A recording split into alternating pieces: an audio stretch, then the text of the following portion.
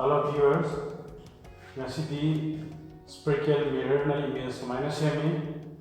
amasung magi image semi steps indo kamai lai adu ray diagram ye question kamai ni pano habjik matang ne ko ngasi ni ngado iji sidalai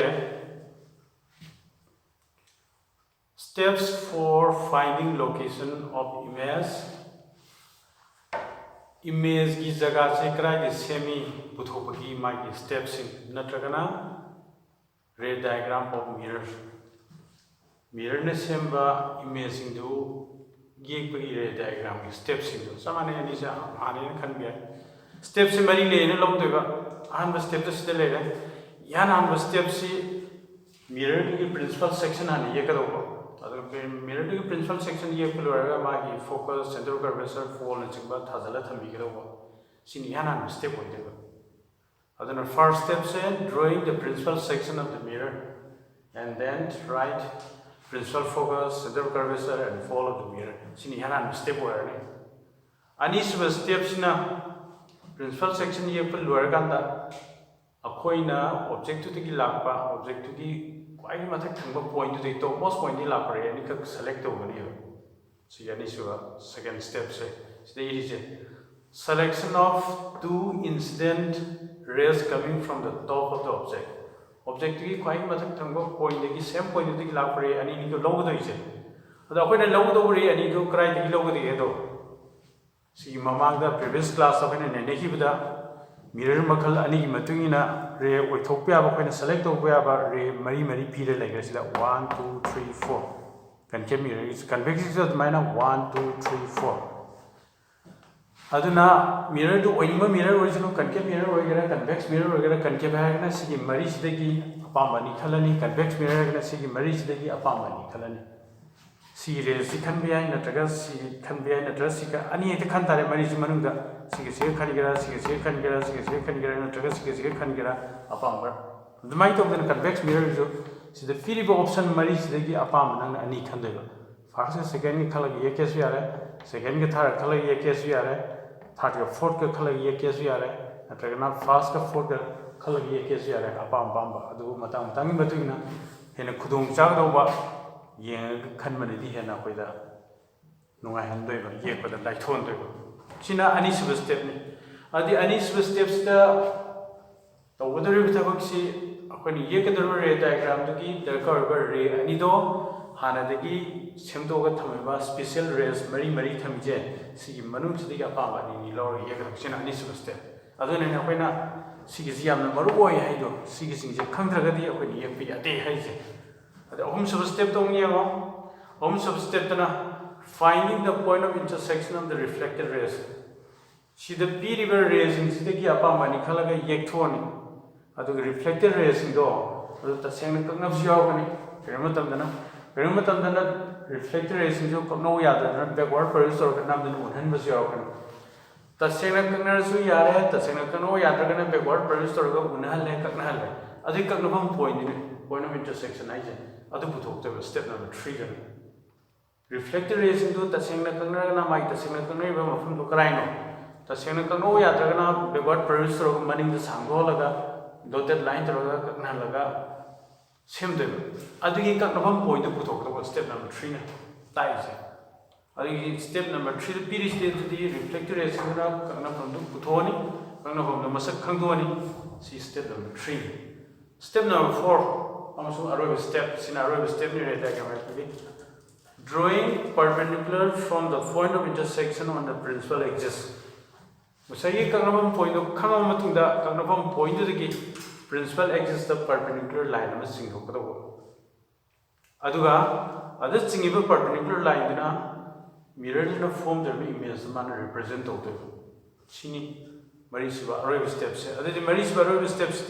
step number 3.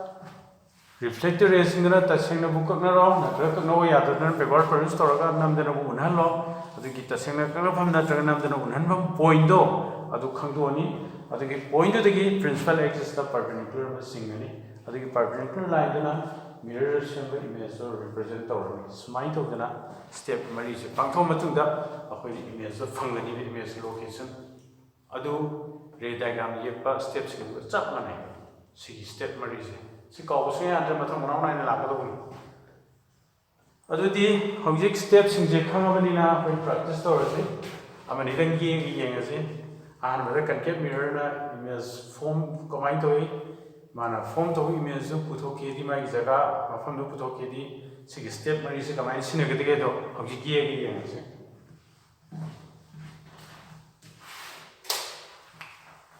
Step Singh मुथलगे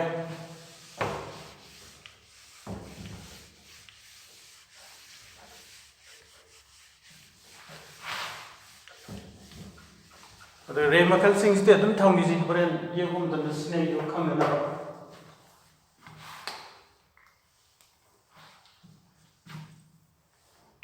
question होइना अमतंग थमसि draw the ray diagram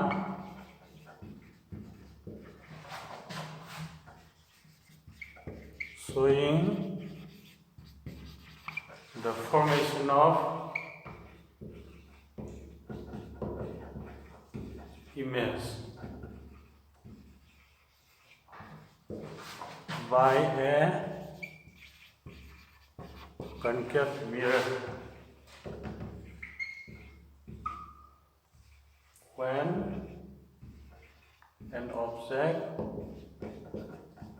is placed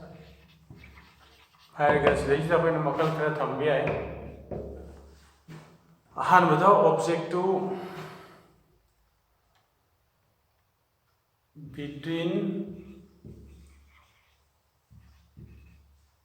infinity and C is the center of curvature of the infinity is center of curvature of the Thambagi. Ani Subada at C center of curvature of Sapsana Thambagi. Om Subada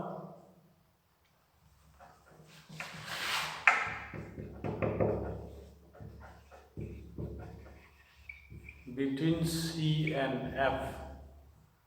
Mari Subada between F and P. Secret saying the Moy among the Mark Anini sang.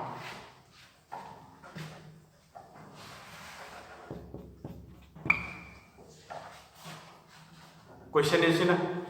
draw the ray diagram showing the formation of image by a concave mirror when an object is placed Roman Rwanda between infinity and C center of curvature. Roman 2 the at C center of curvature of Sapsana Thambeva. Roman number 3 the between C and F center of curvature of principal focus correct Thambeva. Roman number 4 the between F and P principal focus the pole the correct Thambeva. Ahan Magisi Yames. Come on, you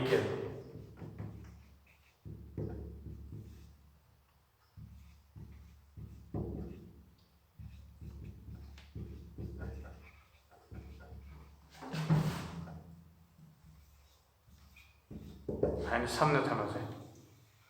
infinity is a symbol in a object between infinity and center of curvature. I think I'm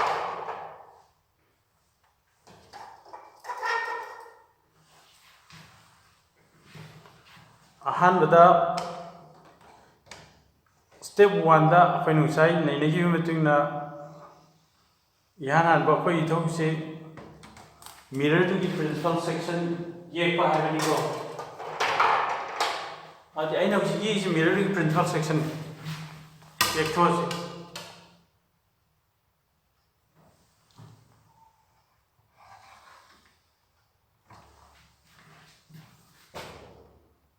China concave mirror do. Nan Yekmatanda mirror to give my room to oil on the Mamai Olang at the Highly my reflecting surface oil on the rear left side. At the Tadozi, Sinapol Oerni, P. Thomasy, Sinamagi, principal focus oilazi, Sidina Sibo Arapaziga, Sidina, Center of Curvature Arapaziga, and is someone and get over. Sigmatexica, Sigmatexica, and is someone and get over. At the object to correct the Tamoino, infinity ka center of curvature is infinity is the way na khong kunna chalu bu yor bangam da ya la pam pham an infinity is mine ara pa le re si character thamba ba adu de khoi object is mine thama je center of curvature yo de mine mine sino object ni object ki mako sino makha ado maming thola je a b C step number 1 principal section job topa focus the call center of curvature of the object thamjani do e question ni mating mai mai sana object to so the first step ani sub step to sai kari hai gre object ki quite ki mathak thangba to most point ni object si a bin represent or to most point is point a na waita point a di la pre ani ka in low do re ni do si the p ri option mari sti ga pa mari ka low do ni ado ahanbada sigise khalase sigise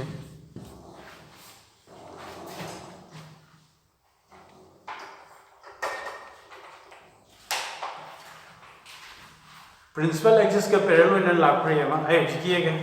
see point is the ki see mirrors ki principal axis ta parallel in lap pre ma is my here le adudi sigi new matung na parallel na lagadi reflection thoka bra focus the found gedong ne ba incident ray do ko yek lo gra reflected ray to smile principal focus f is the found gedo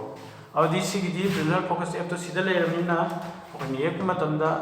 sigi ga samjana ta re smile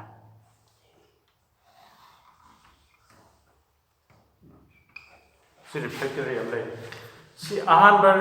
incident ray to ni magi reflected ray sida le atopa ma khalase ani sai hai minimum ta ray diagram ya kuma tamda adi ani subdo sigise khalas vi ai sigise khalas apamba khudum chaba ado hji ge ma kari mai na center of curvature da power ga lapre em loge di rays mai chen ko do hai ching mo tamda adi apani be mirror se kitang chaw wat na mar ga sidai lag do re do sidi yo ngam dre ba dana koi noi ta dum lo dre si oina khalase focus power ko do sidai smile la ko je si odi yare mirror theng bi ar na ani subre se ai sigi red ni ye ga kina second red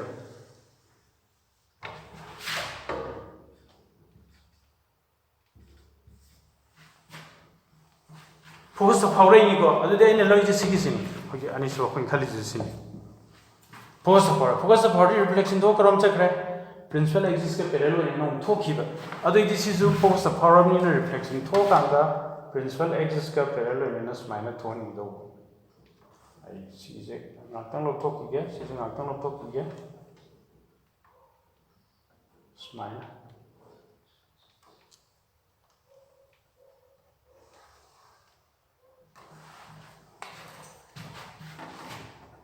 sina ani super reflector ray do sina magi center of curvature sina magi principal focus smile adudi object an bigi reflector rays de le re ani super reflector rays de le mabani sida kana ana khoi step 1 lo re step 2 zulo re step 2 da object ki pai matak thong point ni re ani khak lo wai ni lo re an bare smile lo re asing matwing na parallel la ga di focus paw ni habini na si je focus paw le ani super sumber em su thale principal focus power is principal focus power is matwing na principal axis ke parallel ga thok ni si parallel ga thole smile sida ani step to le ohum sub step da reflected rays into the same corner su yara corner darna be or producer ni adu sida di yango ahan be reflected rays le re ani sub reflected rays le sida corner dra sida corner re the same corner re si corner bhamje musai moi lakpada e de gi lamina gi bani adu ga mu sida sida mu thengna bane ba ana sigi mami che thon tam sida gi e de lakuni na si area saina thon biro adudi reflector ray ni si tasengna karna bhamdo area saina apna masak khangdo tame si step number 3 karna bham khangdo ba se Kangnafamji areas step number 3 buk loire. Adu step number 40 kamai tokta step number 40 kangnafam dudagi principal axis ai sigi lei asangse. Sida perpendicular ma singu haibane. Sing ha chedi areas tagi principal axis as minus sing tar perpendicular line. Mana? Songi sina bidias tholas. Adi sidaina sibausi areas bidias ai che. Sikari word perpendicular line se sigi object a image oidoi neba azuda image se kamai to kesiyo sina principal axis object na principal axis ki mathakta same principal axis le image na principal axis ki makhada adudi amana mathak amana makha matham kha ona gramina object ki makok a du mathak to ongala madu image di magi image ki makok area se makha sign on dharani ba si ona taina ba mala ni ba mathanga ona bi image ko ada sumba image ya koina kai ko ke da real image hai khang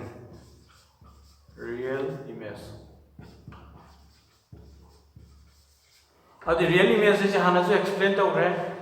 incident reflected rays na ta sengna kanna raga natragana refraction or refracted rays maina ta sengna kanna simba image sindu real image ko adu real image is objective yengna matam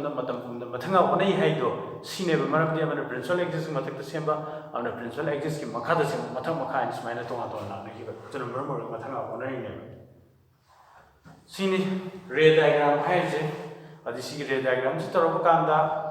object a b image to si mirror sina kamai to na semi cam chawi ja krai de sem ki ja koi khang ya ba areas video se na adu di kanama tam da parikha da sunne gi ray diagram gi o hai na tana da ba hangi image ki nature kai so hang ya the nature di kamai ita re se nature of the image karamba hanga ga di sumba image real ko hai re adu di real and inverted habido real and inverted real image object to yena matam da mathanga ona gani ba sine nature adu gamong magi size to yema size of the image karma hanga gani image ki size ki dore object ne sil lai image sil lai pixel grab ad apik pe image diminish in size and high diminish to with handa ba pixel ba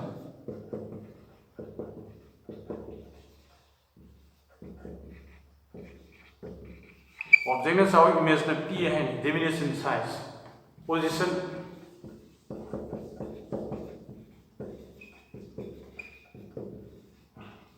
image se krai the same center of curvature ka focus ki characteristic ko same is adinang na smai tha bya between C and F center of curvature ka focus ki characteristic same hai sigi singina ray diagram yu khotang haibide nattaba nature ju hairamu size ta mu mai mafam jaga ta mu haiba ka da bi garo si kan sar singje adana hoji ki oina budi question ji oina di yu khotang haibini si khotana dum ray diagram hoi doini sini ray diagram hai je nang sai tha bi ai ray diagram hai si adi ray diagram ko mai ke se khangani ko Matari China Ham Signi.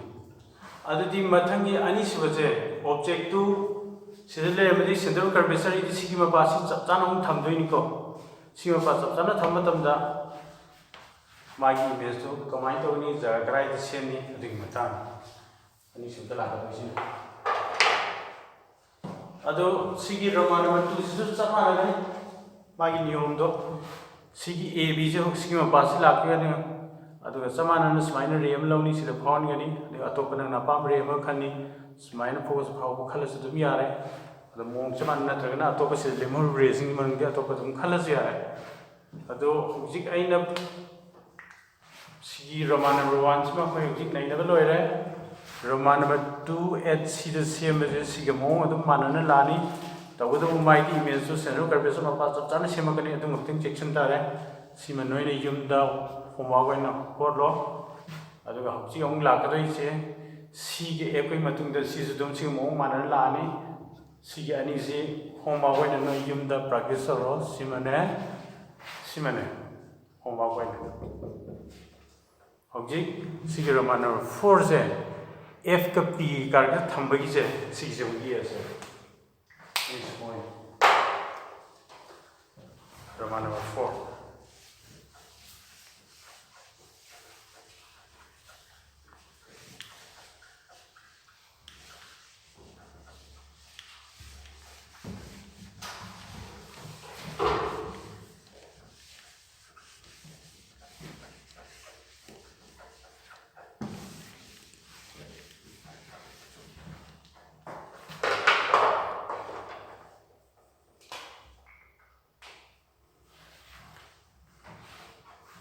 Roman number 4 की answer नहीं object between F and P अनि कागज थम देगा principal focus का पोल करके थम देगा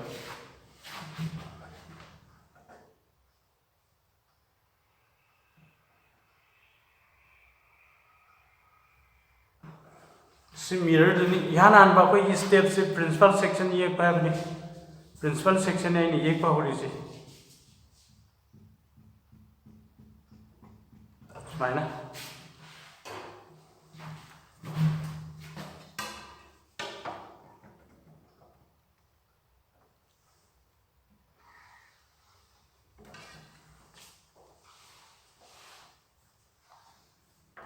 हंदमुक्ति मिरर की मतुंग दसु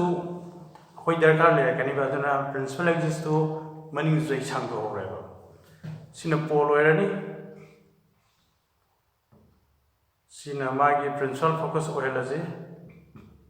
सिनेमा की सेंटर कर्वेचर ओहेला जे स्माइना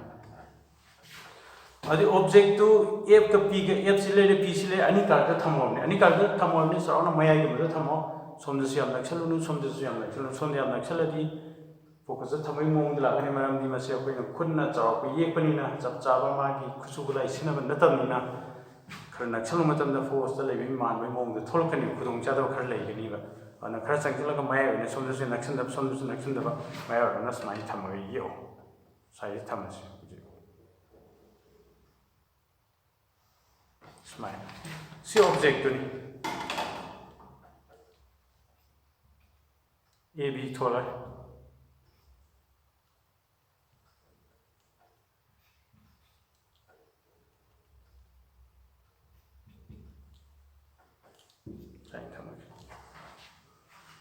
अभी ऑब्जेक्टिव की लापरा फर्स्ट स्टेप प्रिंसिपल सेक्शन एक थोपा क्वेश्चन तो पीबो ऑब्जेक्ट तो थमो है जगह तो थम्बीबा C F P ने सिंग था चलगा थम्बा से फर्स्ट स्टेप को फर्स्ट स्टेप ऑब्जेक्ट लोए सेकंड स्टेप तना अखोइना रे अनि ख खनगनि ऑब्जेक्टिव टॉप मोस्ट पॉइंट नि लाबो मुसाइ खनगि बि माइना खलसे सिगिसिमति बराबर यावलसे प्रिंसिपल एक्सिस के पैरेलल ओइना लाखरे जे स्माइना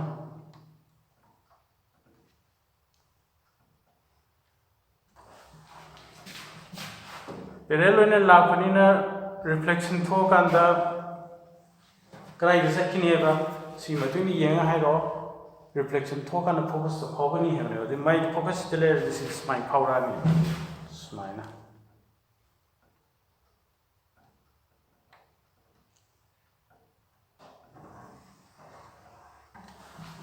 सिलानी सी थेंनि स्माइ हलको दे सी रिफ्लेक्टेड द फोकस तो फावरो आन पर एमन लोरे को अनि सिबा मखलसे हंदमुक्ति एबा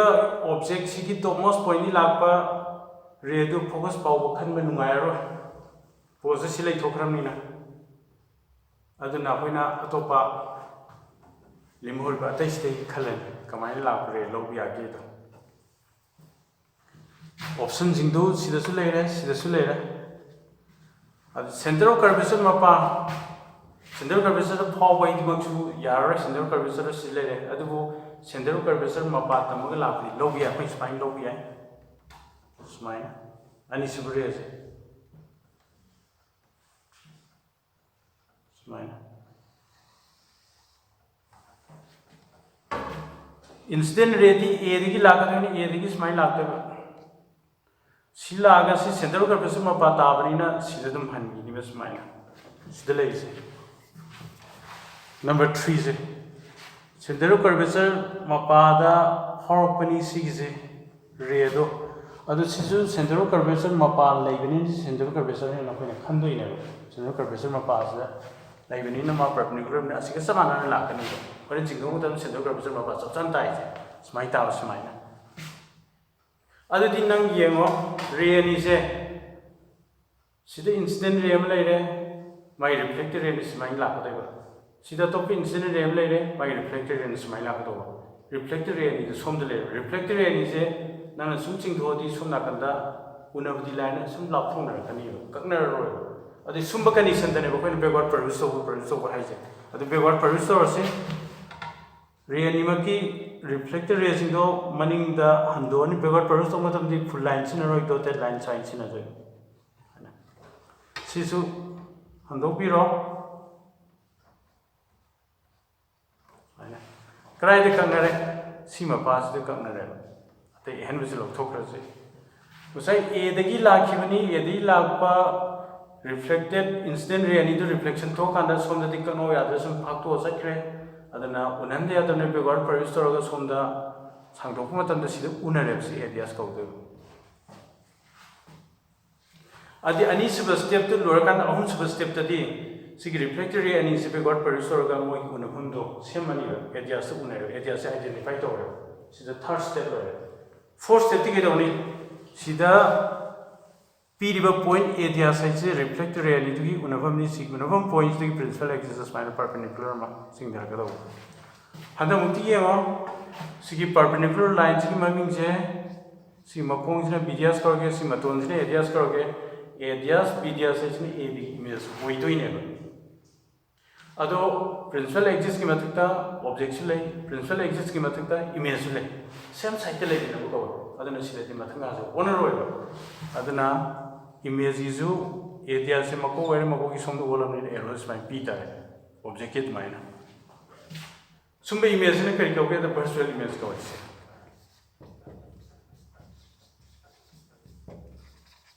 virtual image the virtual image is matanga one da si ire ko ko ko adi amukang yemo first step the principal section ye par mirror ye to pa si ye to pa p f b na ching thousand ba object option ba second step the sig object a b ki kwai mathak thamu point ki lapre ani ka khanbare ani je remna si re se khale parallel la photo principal axis parallel la photo na focus of policies focus of bali atop remna principal section principal central curvature ma pa tamba rem lo re central curvature sile si ma pa tamba ki si ke samjana ta ismaina re ismaila adi ma ismail halakini ba si p si matuna principal central curvature ma pa tamba la pasing che central curvature da ismail power han ni ba ma ismail han ni ba adudi si re ni si select ore siga adu select ore matunda ye pulo on sub step ta di sigi re ani se reflector re ani se som to unadra ni na unana wi damak ta backward producer re sida unare backward producer ga sing unabam points identify to in step number 3 step number 4 da sing unabam points lagi principal axis perpendicular sing perpendicular line adjust media section a behave object the image represent to ado handak di sigi image kamai to semi reflector re na ta same banate backward producer ga same ni adana suma image to kari ko the virtual image ko the virtual image se object kumna principal axis mathakta same cycle event na ma mathanga ona de sin the kari ba mai ne sat ning tar is mai ning tar hai nature of the image so the virtual height virtual and erect kaidi mathanga ona daba size is chauthwe ko object si dang chaude image chauthoi ni enlarge to ko enlarge position and the mingeni matung dani ko semi je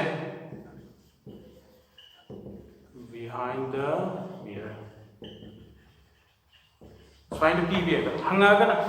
nature hangaba CP tare size hangaba C tare position hangaba C tare sum the area diagram the ye ogana sidang ye ga to scenario diagram ko ido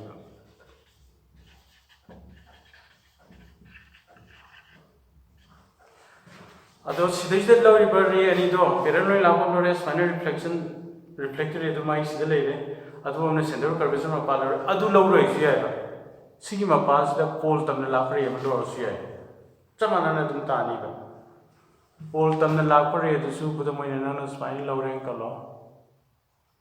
incident reng reflection tho ke dong ni ba sida lebi angle siga chawa chamana ba angle da thol kani ha ga na tro adi ma su spine la ni ba si angle chawa na na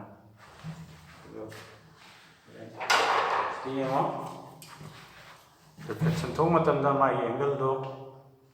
smile na ai tang di khuyong na re sila ka ni re do si angle ani simana do adi re mana smile na thola ni reflector re mana smile la mana smile thola ni si sum ching adi sum factor ni si factor ni adi bevar producer ga sai chamana ye tia sa tu na ni aduna apam re lo bi ye je adun Ola lapa loragana si angle ga chawma na sum se ma reflector sum thon go ana horen man bebar producer ko kan sum sai chama ko sum na ni admai ta ga chama na ngum ji to to bi image ma phun tho cha na sim ni na apam re lo bi ye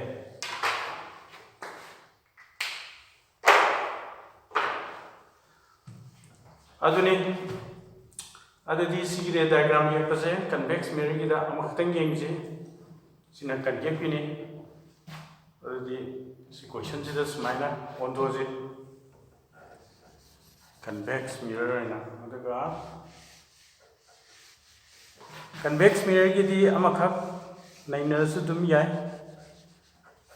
ma di makhal yam na nei wai naina ji Draw the ray diagram showing the image formation of image by a convex mirror when an object is placed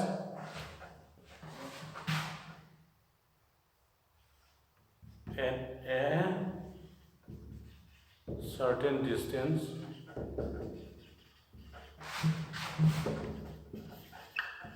in front of the mirror.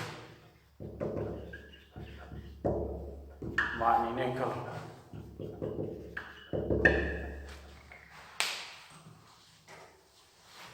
Simutala sigo tudi.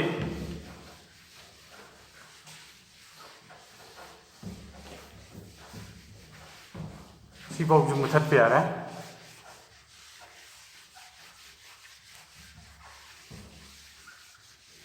Convex mirror gi na som dei khan gi doi.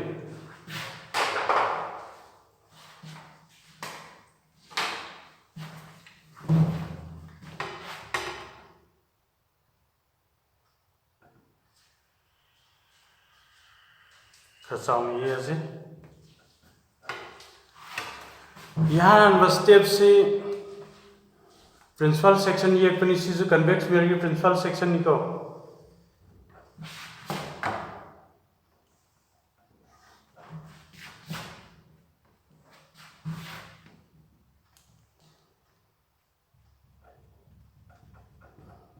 convex mirror or as a mirror to reflecting surface se oirom the on go maram the object se oirom the thamdoi neba cinema gi fold lo leire mai di principal focus of mingeni matung de lei evni sida is the f leire sida center curvature leire smile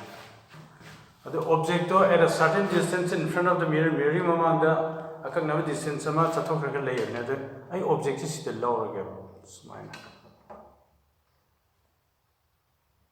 My dear objection kara chong chong lo bi man se mi image barabar pikani ye bi kar se smile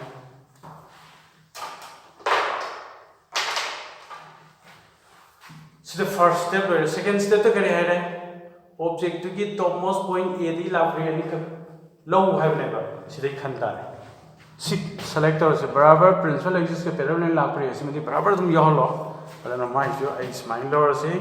principal axis na edges the parallel lagre do see welas see reas adi sigi matungina reflection thokanda ray do kamai lagtare f tiki tholko mal handoiba adi f tiki tholko mal hanbai si point ki samna de yaroiba smaina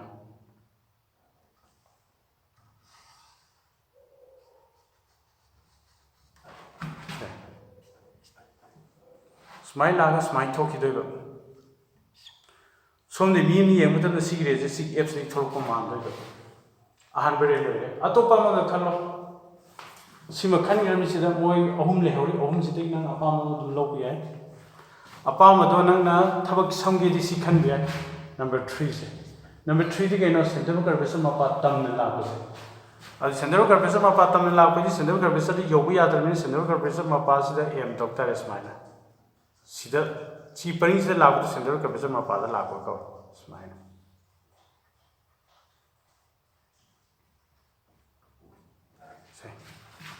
sina ani sibure do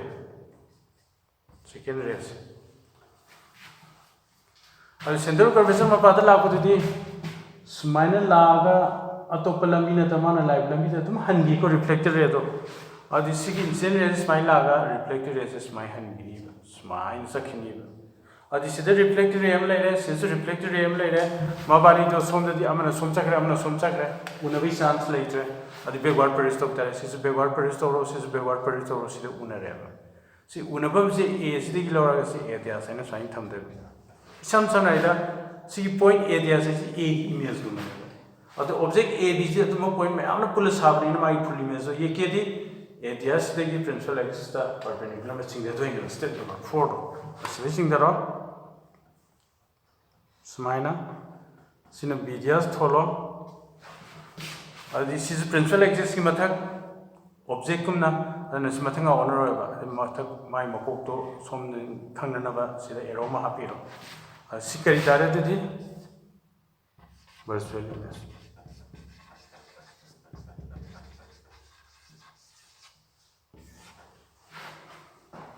virtual image size pick kari ko sine smile cinema ray diagram ho jo ray diagram se thajan bi are ray diagram sisu nature na singba hangama gadi smile bi are nature of the image kari wale nature of the image hai virtual and virtual ko ri mathanga one record na erect hai wo hai ja pi tar erect ri mathanga one da sine nature mathanga size mu ha ba se size of the image size ke doro object ye no to picture gre ko diminish hai do handa gra mathanga position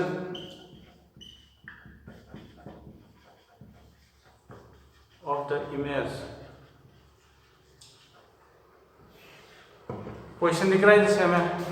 निंजियंत की मतुंगा पोल का principal focus का इससे में तो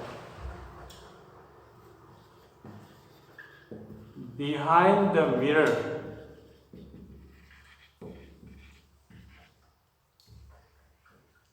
and between pole and principal focus finding the cinema position time in hang up big hang have to see it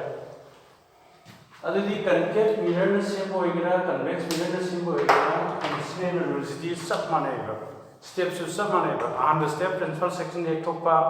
principal section ID see mirror any lines in jelani CF in a single thousand object can be any